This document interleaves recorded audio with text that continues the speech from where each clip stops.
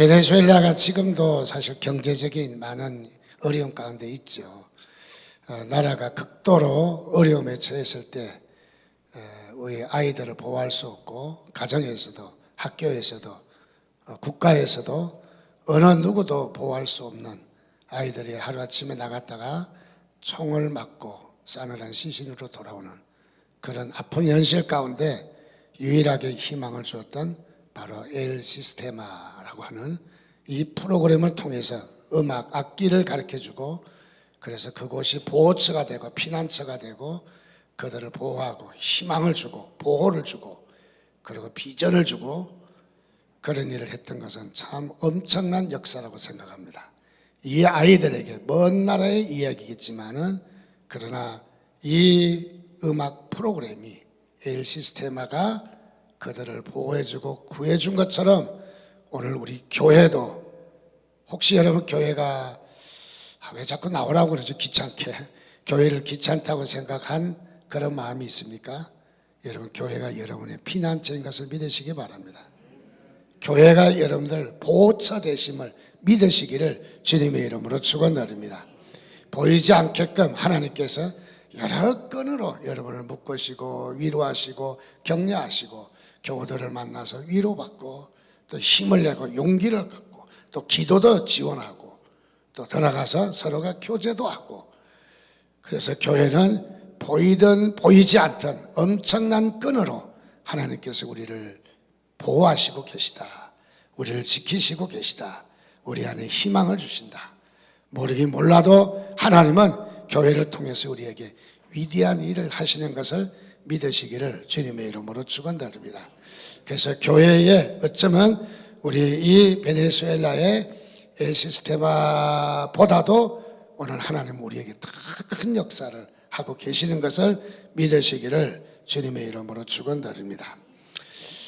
한 학교, 초등학교의 교장 선생님이 참 존경을 받고 그리고 많은 사람을 들로부터 칭찬을 받는 이런 교장 선생님이 있었습니다. 이 교장 선생님은 처음에 교편을 젊었을 때, 총각 때 이렇게 처음부터 교장은 아니었죠. 평교사로 시골에서 평교사 생활을 할 때 이야기입니다.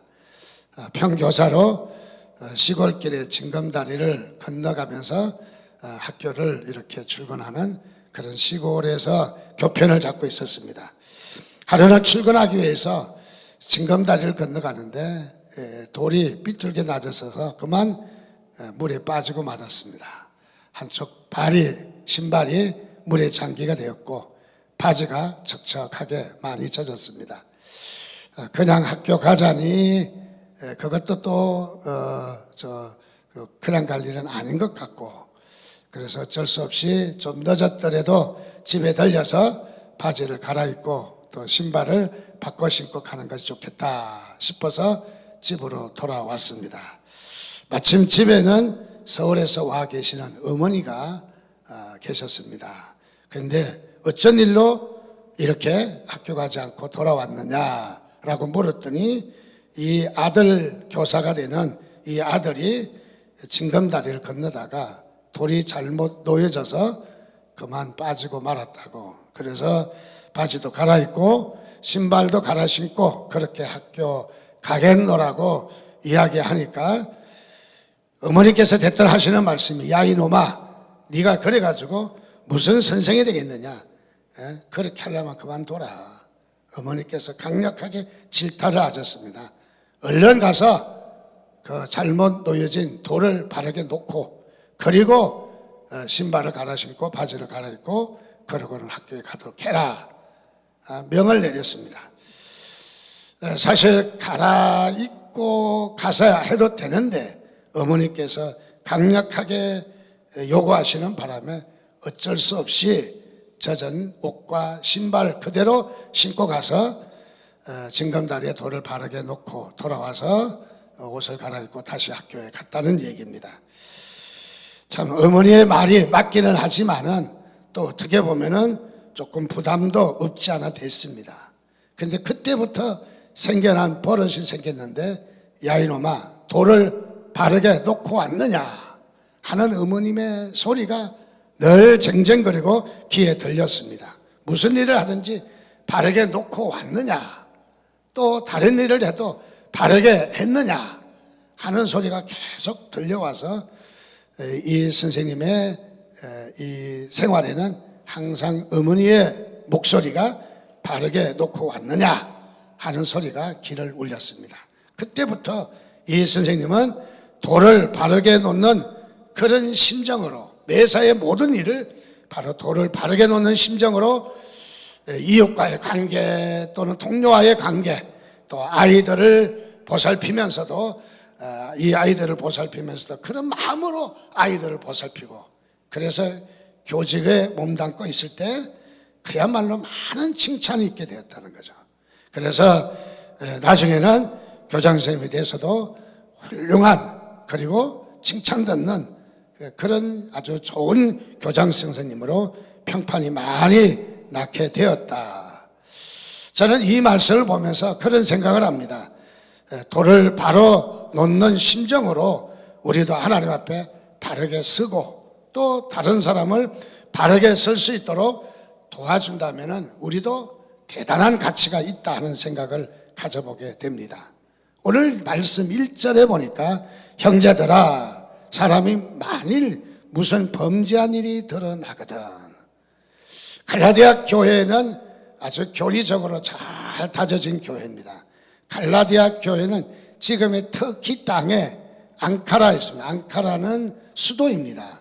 지금 터키의 수도, 옛날에는 이스탄불이 수도였는데 지금은 앙카라가 수도예요. 그런데 앙카라가 옛날에 갈라디아 지역입니다. 터키의 가장 핵심적인 지역이죠. 자, 이 갈라디아 지역은 지금도 보면은 흐트러진 그런 도시는 아닙니다. 딱 경직이 되어 있고 털이 딱 갖춰진 그런 도시인 것을 지금도 지나가면 느낄 수가 있어요. 그런데 이 갈라디아 사람들도 복음에 대해서 그야말로 이렇게 잘 다져진 그런 복음의 태도를 잘 가지고 있었던 당시의 모습입니다. 그런데 역시 이 갈라디아 교회에도 어떤 일이 있었냐면은 형제들이 범죄한 일이 교회 가운데 일어났어요. 형제들이 교회 안에서 죄를 짓게 되고 범죄한 일이 드러나게 되었습니다. 사실 갈라디아 교회라고 해서 완벽한 교회는 아니죠. 우리 사람이란 완벽한 사람은 아무도 없습니다. 누구나 다 죄질 가능성은 다 있다. 그래서 갈라디아 교회를 보면서 우리도 죄질 가능성이 있다 하는 것을 먼저 우리가 염두에 두는 것이 그것이 합당한 태도라고 생각합니다. 자, 그래서 갈라디아 교회도 교회 가운데 깨끗하고 참 교회가 거룩하면 좋겠지만은 역시 사람들이 모여 있기 때문에 바로 이렇게 죄 짓는 사람들이 있었다. 근데 여기에 사도 바울은 오늘 6장 1절을 통해서 강하게 우리에게 이야기합니다. 사람이 만일 무슨 범죄한 일이 드러나거든. 범죄한 일이 드러나거든. 제일 먼저 죄진 놈이 나쁜 놈이다. 그렇게 욕을 하지 아니하고 그런 일이 드러나거든. 무엇을 하라고 하는가? 첫째는 신령한 너희는 죄짓지 않은 너희들은 거룩하다고 하는 너희들은 무슨 일을 해야 되느냐? 첫째, 온유한 심정으로 하라. 온유한 심정으로 받아들이라. 온유한 심정이라는 말은 무슨 말입니까? 부드럽고 따뜻한 마음을 가지라. 여러분, 남에 대해서 부드럽고 따뜻한 마음을 가지시기를 주님의 이름으로 축원드립니다. 그래서 온유한 마음을 가져라. 우리 성경에도 보면은 하나님께서 상한 갈대도 꺾지 아니하시고 꺼져가는 심지도 끄지 아니하시는 예수님의 모습을 발견합니다. 상한 갈대, 여러분 이미 갈대가 썩어서 밑에 상해서 넘어진 갈대는 더 이상 쓸 수가 없는 거예요. 그런데도 그걸 꺾지 않았다는 거예요. 꺼져가는 심지도 끄지 않았다. 저는 이 갈대는 잘 몰라도 꺼져가는 심지는 잘 압니다. 어렸을 때 저희 시골에는 전기가 안 들어와서 그 호야불이라고도 하고 난포불이라고도 하는 유리에다가 이렇게 석유를 넣어서 심지에다가 이렇게 불을 밝혀서 환하도록 그렇게 밝힙니다. 근데 이 기름이 다 떨어지면은 심지가 타는 거예요. 심지가 타니까 얼마나 눈이 매운지, 얼마나 목이 따가운지 차라리 끄는 게 낫습니다. 그토록 피해를 주고 눈을 따갑게 하고 목을 따갑게 하는 그 꺼져가는 심지, 불이 펀덕펀덕 꺼져가는 심지, 꺼야 마땅하죠. 당연히 꺼야 됩니다. 그런데도 끄지 아니했다. 그 불을 이 온유한 마음으로 그대로 두고 용납했다는 것이죠. 용납을 했다. 자, 그런 마음으로 주님은 저와 여러분을 대하시는 것을 믿으시기 바랍니다. 우리 교회도 이런 마음이 풍성했으면 좋겠어요. 그냥 우리 교회도 이때는 아멘 소리가 귀가 따갑도록 나올 줄 알았거든 저는. 우리 교회도 이런 풍성한 은혜가 넘치시기를 주님의 이름으로 축원드립니다. 두 번째로 어떻게 하라? 온유한 심령을 가져라 말을 했고, 두 번째로는 그러한 자를, 즉 죄를 지은 자를 바르게 고쳐주어라, 바르게 알도록 깨달도록 도와줘라 이 말이죠. 바르게 알도록 도와줘라. 또 돌아가서 세 번째로는 이 사실을 보면서 교훈을 얻는데, 어떤 교훈을 얻느냐면 내 자신을 돌아보는 기회를 삼으라. 나를 보는 기회를 삼으라. 상대방을 지적하고 상대방을 욕하는 기회가 아니라 나를 보는 기회가 되지. 저 일을 보면서 나를 보아라. 나를. 그래서 나를 보며 나도 시험 받을까? 나도 저렇게 범죄하지 아니할까? 자신을 보면서 자신이 시험 받을까 두려워하라. 두려워하라. 바로 그런 말이죠. 남들이 빠진 시험이라고 해서 나는 빠지지 않는다고 보장할 수 없습니다. 바로 누군가가 잘못되었을 때 비방하고 심판하고 우리가 조롱하고 따지기보다 오히려 우리는 그 일을 통해서 거울 삼아서 우리가 시험에 빠지지 않는다면은 그것은 우리에게 큰 축복인 것입니다. 오늘 바울은 이 말씀을 통해서, 이 사건을 통해서 우리에게 세 가지를 권면합니다. 우리 모두도 이 바울의 권면을 통해서 우리가 우리 공동체 안에, 우리 교회 안에 또는 우리 사회 안에 이런 연약한 사람들을 볼 때 어찌 해야 되는가, 그것을 깨닫는 기회가 되시기를 주님의 이름으로 축원드립니다. 역시 우리 요약적으로 살펴본 세 가지를 다시 한번 살펴보면은 바로 형제가 서로 연약해서 죄를 범하고 범죄했을 때 어떤 마음을 가져라? 온유한 심령을 가져라. 온유한 마음. 아까 말씀드린 대로 부드러운 마음이죠. 온유한 마음이죠. 우리 이솝 우악 가운데 이런 이야기가 있잖아요. 태양하고 바람하고 서로 누가 저 걸어가는 나그네의 외투를 벗길 것인가 내기를 했다는 거예요. 먼저 바람이 강력하게 태풍을 부르며 나그네의 옷을 벗기려고 바람을 불어댔습니다. 바람을 불어대니까 나그네는 추워서 외투를 더 꽁꽁 동여매서 결국은 바람은 이 나그네의 외투를 벗길 수가 없었다는 것이죠.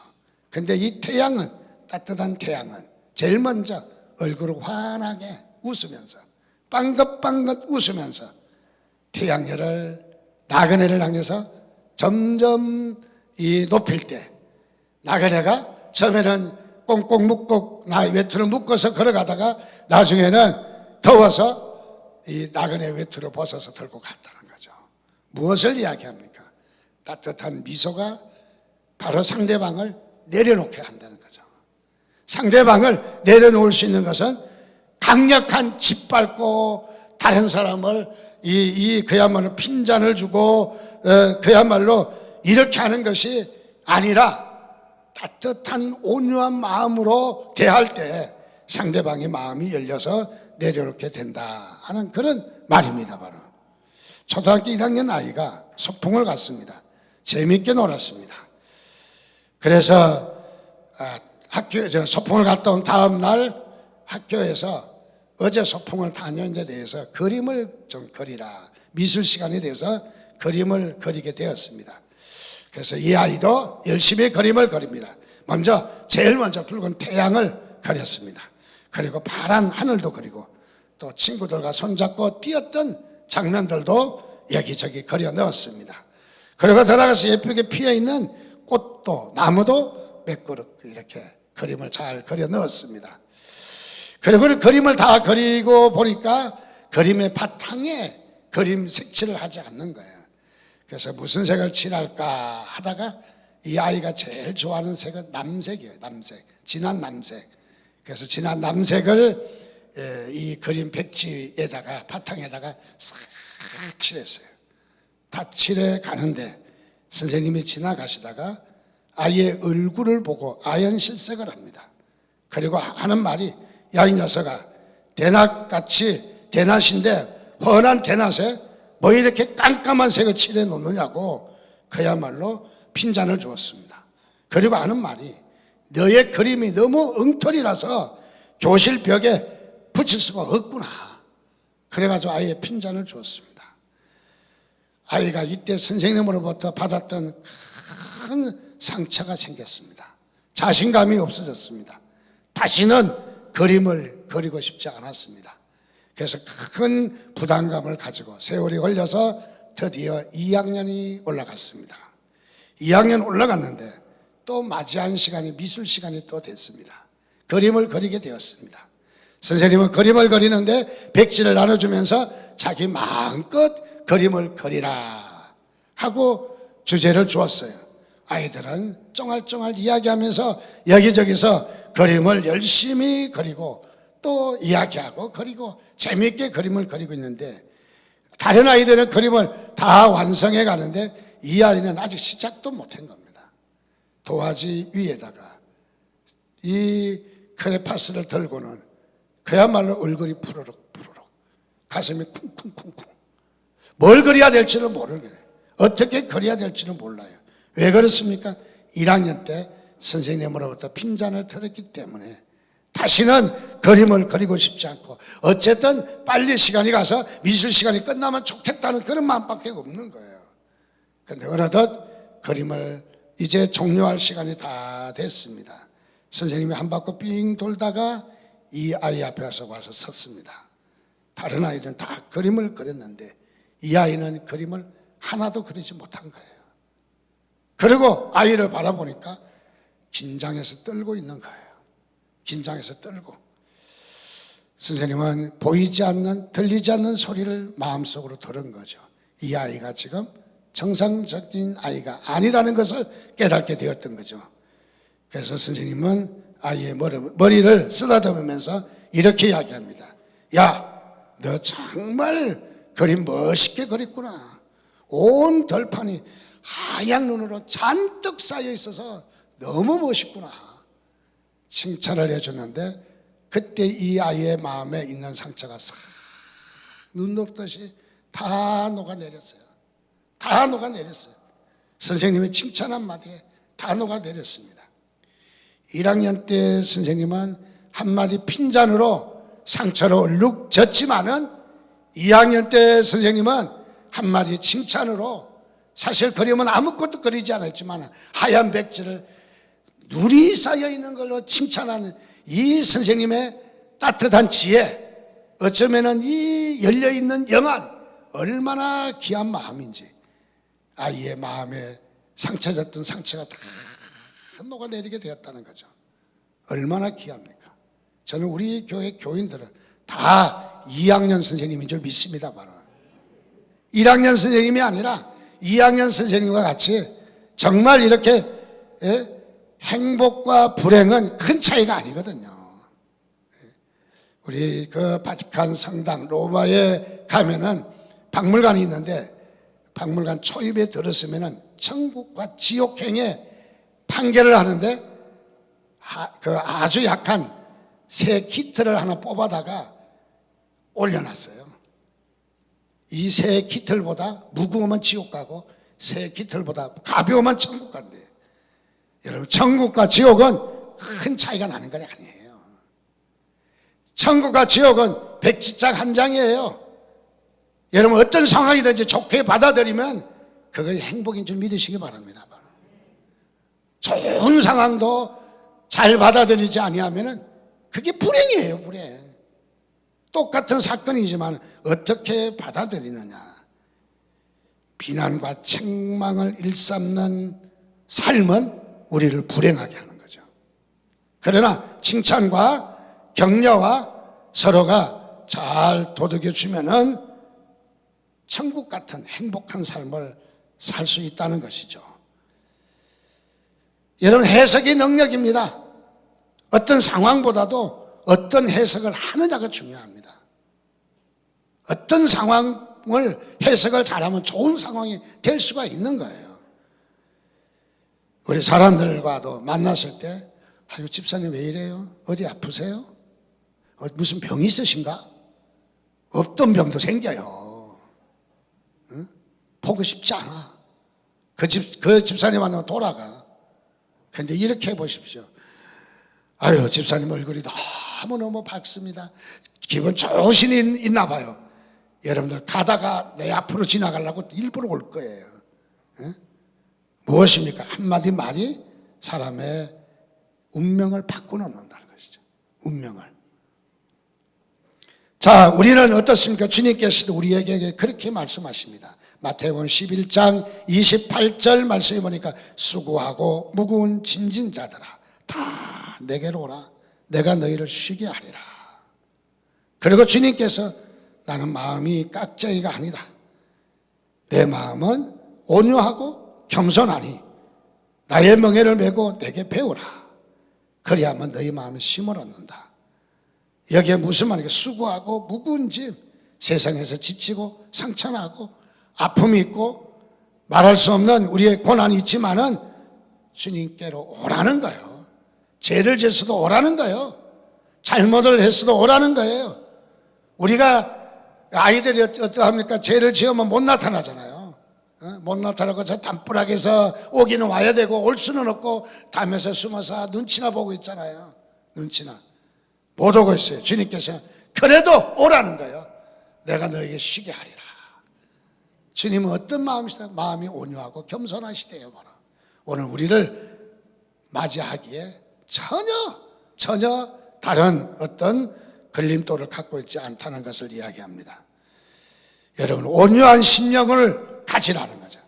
우리 모든 교우들이 온유한 마음을 갖기를 주님의 이름으로 축원드립니다. 두 번째로 이런 범죄한 자를 어떻게 하라? 바로 잡아주라. 바로 잡아주라 하니까 너무 직설적인 표현이에요. 여기는 내가 가서 바로 잡아서 그 사람을 야단을 치고 끄고 짓밟으라는 얘기 아닙니다. 여기는 무엇보다도 자신의 잘못을 깨닫도록 도와줘라. 우리가 권면하는 것은 그 사람이 깨닫도록 도와주는 거예요. 깨닫도록. 자, 그래서 그 사람이 알 수 있도록 도와주려면 알 수 있는 방법으로 해야 돼요. 알 수 있는 방법으로. 알지 못하는 방법으로 할 수가 없다는 것이죠. 그래서 갈라디아서 6장 2절은 말하기를 너희가 짐을 서로 지라. 짐을 지라는 거예요. 혼자 지우지 말고 나누어서 짐을 지라. 서로 짐을 지는 게 그리스도의 법이라는 거예요. 그리스도의 사랑이라는 거예요. 그리스도의 원리라는 거예요. 이게 성경의 원리라는 거예요. 우리 성경의 법은 여러분 일반 사람들은 못 깨닫는 게 많잖아요. 우리가 어떤 말을 해도 깨닫는 사람이 있고 못 깨닫는 사람이 있어요. 그래서 성경에서는 너희는 깨닫는데 저희는 못 깨닫는다. 2인칭, 3인칭을 따로 쓴 것을 발견합니다. 저희는 깨닫지 못합니다. 너희는 깨달으나 저희는 깨닫지 못한다 하는 말이 있어요. 무엇을 말하느냐? 바로 성경의 원리는 짐을 지는 원리예요. 아이고, 나도 무거워 죽겠는데요? 나도 힘든데요? 아니라는 거예요. 짐을 지는 것이 그리스도의 법을 성취하는 길이래요. 이게 진리래요. 이게 주님의 법이래요. 주님의 법은 세상의 법하고 다르잖아요. 그래서 멍에를 함께 지는 것, 바로 사랑의 법, 서로 도와주는 것, 이것이 그리스도의 법이라는 것을 이야기를 합니다. 미국의 뉴욕에 가면은 작은 비행장 하나가 나타났는데 라콰디아라는 비행장입니다. 이 비행장은 국제선이 아니고 국내선이라 미국 사람들이 국내선 탈 때에 이 비행장을 통해서 타요. 비행장이 보다시피 그렇게 큰 비행장은 아닙니다. 작은 비행장입니다. 그런데 이 비행장의 이름이 라카디아라는 비행장이에요. 이 비행장은 1933년부터 45년까지 12년 동안 뉴욕 시장을 3번이나 지낸 라카디아의 사람의 이름을 따서 비행장을 만들었어요. 그래서 사람의 이름이에요. 라카디아가. 미국 사람들은 사람의 이름 붙이기를 좋아하죠. 휴스턴이라는 도시가 있어요. 근데 텍사스의 휴스턴 도시가 시장이 제일 처음으로 부임한 시장 이름이 샘 휴스턴이에요. 그래서 휴스턴 도시가 됐어요. 이름이. 미국 사람들 자기 이름 붙이기 참 좋아해요. 교회도 목사 이름을 붙인 교회 아주 많아요. 우리나라에서는 택도 없는 소리지 그냥. 근데 이 사람의 이름을 딴 것은 그만큼 존경을 받는 인물이죠. 시장을 3번이나 연임하고 존경받는 인물이고, 이분이 별명이 있어요. 작은 꽃, 리틀 플라워라고 하는 작은 꽃이라는 애칭을 가지고 있는 시장이기도 합니다. 그만큼 사람의 마음을 기쁘게 하고 즐겁게 해주고 뉴욕 시장으로 재직하면서 참 좋은 영향력을 많이 끼쳤던 인물이다. 시장을 하기 전에 이분은 무엇을 했냐면 판사였습니다. 법을 재판하는 판사였습니다. 하루는 법정에서 있는데 경찰이 한 노인을 끌고 왔습니다. 그리고 제목은 빵을 훔친 죄로 노인을 갖다가 재판해 달라는 바로 그런 이 경찰입니다. 그래서 이 판사가 노인한테 묻습니다.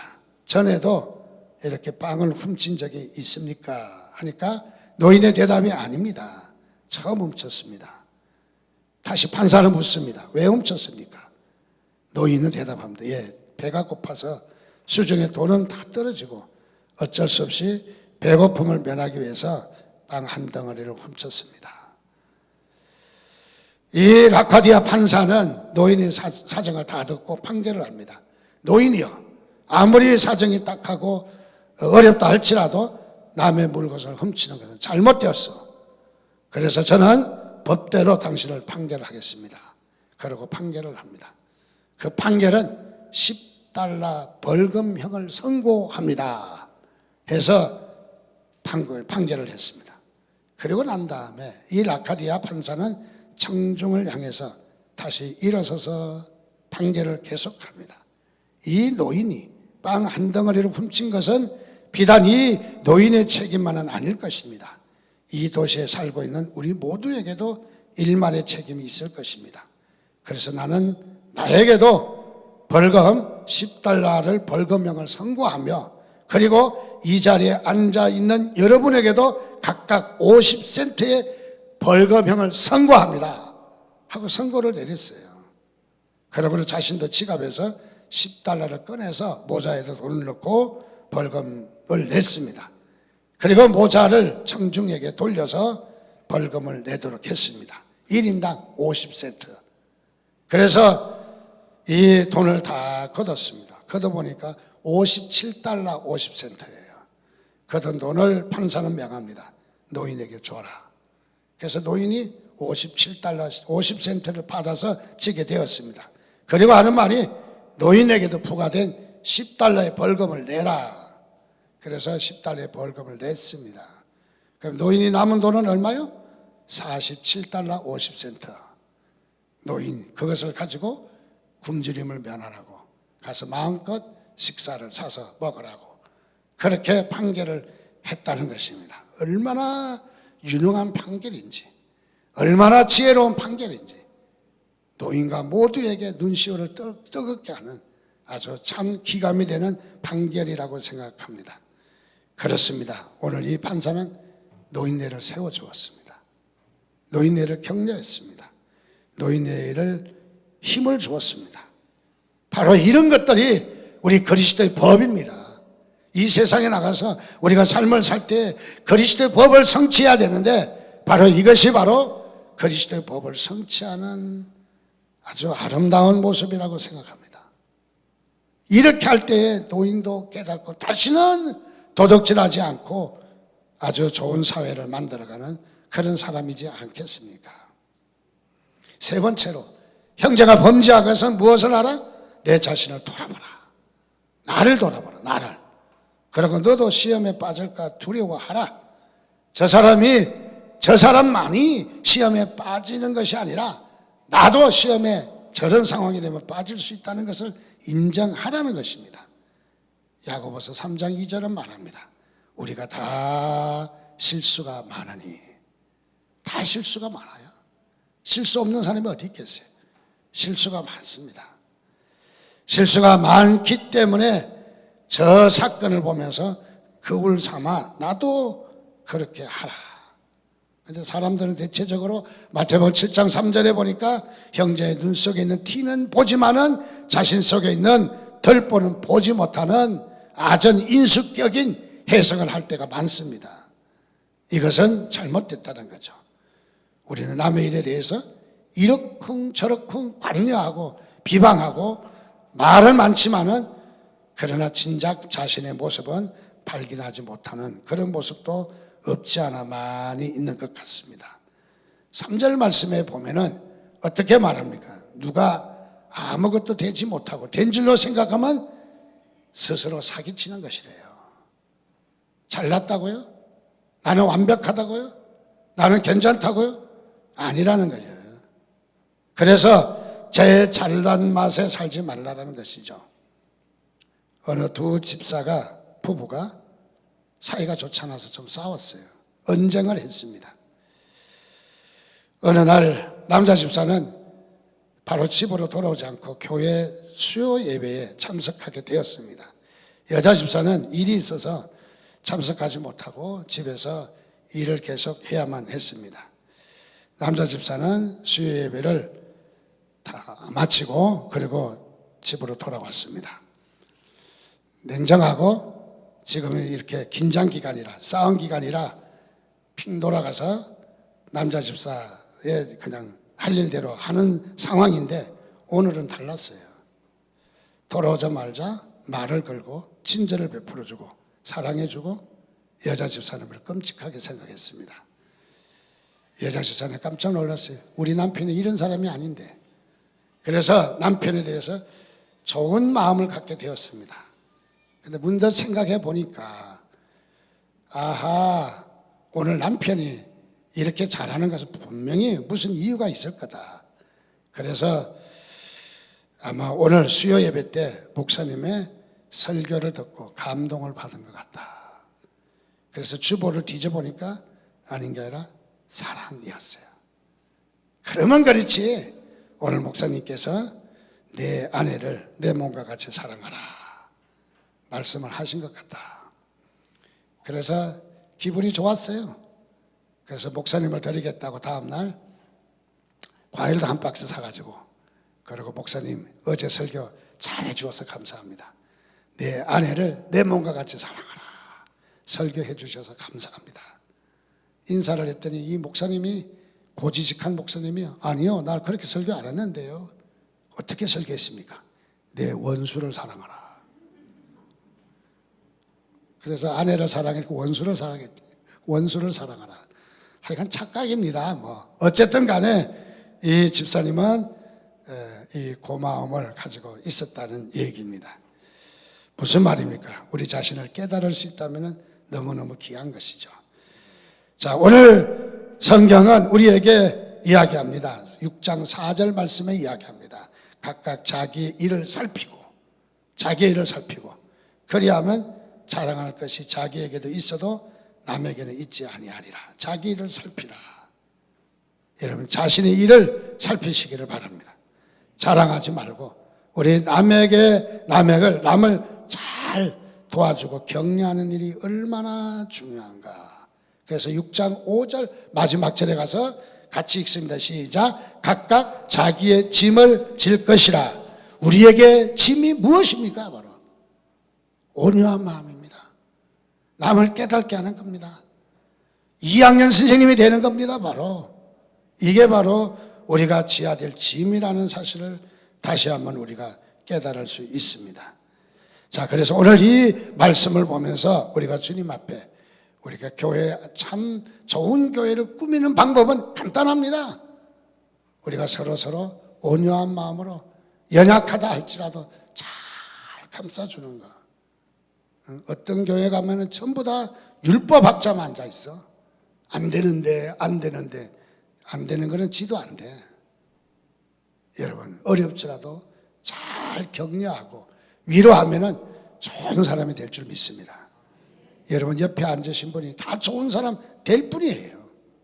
나 때문에 혹시 안 됐습니까? 여러분 좋은 교회 꾸며가는 방법은 바로 우리가 서로를 잘 위로하고 격려하고 잘 도와주는 일입니다. 오늘도 이 말씀을 통해서 우리가 돌을 바로 놓는 심정으로 이 초등학교 선생님처럼 항상 무슨 일을 돌을 바로 놓는 심정으로 언제든지 누구를 만나든지 돌을 바로 놓는 심정으로 여러분은 사시기를 주님의 이름으로 축원드립니다.